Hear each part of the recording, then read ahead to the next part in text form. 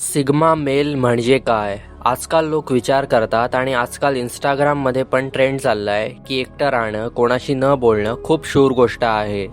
Trust me, एक loan Wolff होणं, sigma male होणं कोणत्याही अँगलने बेनिफिशियल नाही आहे. त्याचे फक्त निगेटिव्ह पॉईंट्स असतात.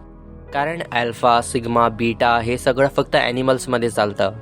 अँड डू यू नो, ॲनिमल्समध्ये जो लोन वोल्फ असतो ना, ज्याला आपण गर्वाने बोलतो, तो जंगलात उपाशी आणि लाचार मरतो. कारण you need people around you, जे तुम्हाला पुश करतील, तुम्हाला घेऊन चालतील, जे तुम्हाला मोटिवेट करतील. सिग्मा होणं एक नाईलाज समजा. तुम्हाला वाटतं तुम्ही सुपिरियर आहात, पण नाही. सिग्मा होणं एका डिसॅबिलिटीसारखं आहे. हां, तुम्ही तुमच्या मर्जीने सिग्मा होता, पण तुमच्याकडे पोटेन्शियल आहे की आता 5 मिनिटात तुम्ही नवीन मित्र बनवू शकता, तर वेल गुड. पण जर तुम्ही सिग्मा यामुळे बनता कारण तुमचे मित्र होत नाही, तर या केसमध्ये तुम्ही सिग्मा नका बनू. तुम्ही अल्फा व्हा. Try to become alpha. ज्याकडे टीम असेल, ज्याकडे लोक असतील, जे त्याचसोबत राहतील, त्याची केअर करतील.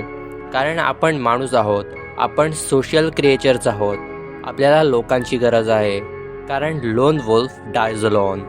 Try to become a alpha male, जो एका ग्रुपचा पार्ट असेल, एका कम्युनिटीचा पार्ट असेल.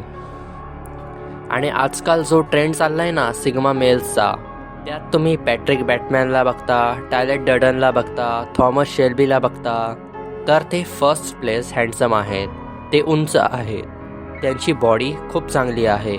आणि जर हे रिअल लाईफमध्ये जरी असले असते तर ते खूप सक्सेसफुल असते.